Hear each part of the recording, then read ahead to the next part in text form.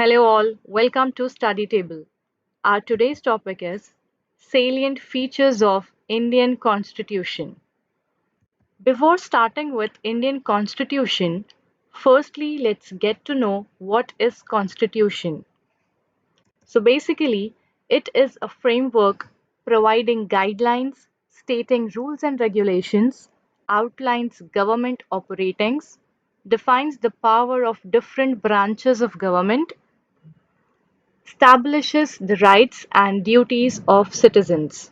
Okay, now if we talk about the Constitution of India, it was adopted by the Constituent Assembly led by Dr. Rajendra Prasad on 26th November 1949 and came into force on 26th January 1950, which is celebrated as Republic Day, a national holiday in India. Doctor Bhimrao Ramji Ambedkar became a key figure in India's constitution making, as he was the chairman of the Assembly's most crucial committee, which is the drafting committee. The original Constitution of India was handwritten by Prem Bihari Narayan Raizada in a following italic style with beautiful calligraphy.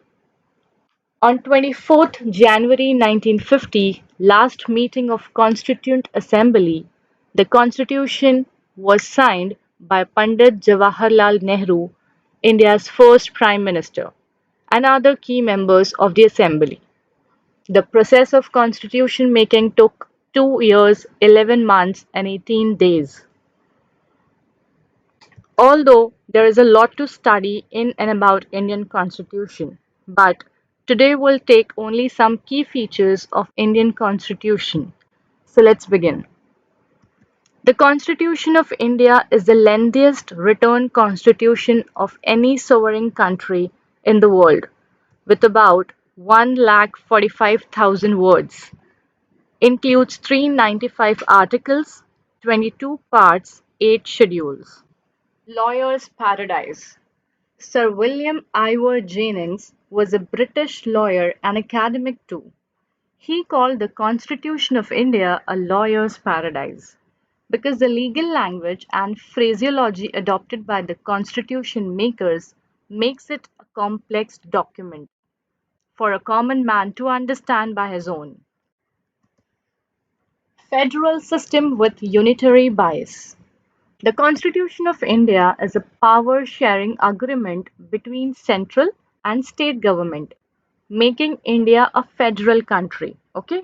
However, central government retains or hold some reserved power with him, which makes central government more powerful. So the constitution with unitary bias. All right? The President of India can declare three type of emergency under different articles written in Indian Constitution. Means he can announce national emergency under Article 352 of Indian Constitution due to war, external aggression and all. Also he can declare state emergency under Article 356 of Indian Constitution due to failure of constitutional machinery in the state, and the financial emergency under Article 360 of Indian Constitution on the ground of financial stability. Next is democracy. It is correctly said by Abraham Lincoln that democracy is government of, by, and for the people. Means here citizens gets the voting rights and choose the government by their own, which makes India a democratic country. In India, the constitution established single citizenship for the entire country, and the citizens considered only the citizens of the nation, means only the citizens of India, not the citizen of any particular state or region. Fine?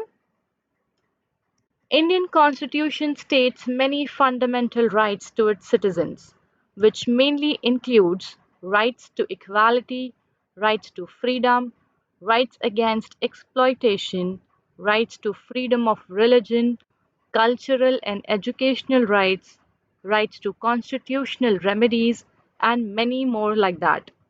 There are two types of government: parliamentary and presidential. In presidential system, there is a single executive elected directly by the people governs the country. But in India, we don't have presidential system. We have parliamentary form of government. Means we have two houses, Rajya Sabha, Council of States, and the Lok Sabha means Council of People. Okay?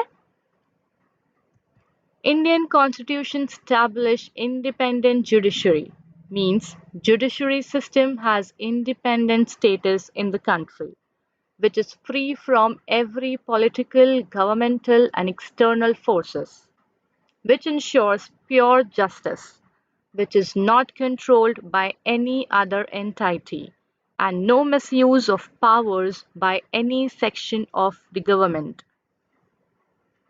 We can conclude this topic by saying Indian constitution is the supreme law of the country, providing the framework of country's operation, ensuring the rights of its citizens.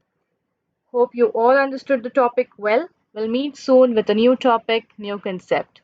Till then, Study Table wishes you all the very best.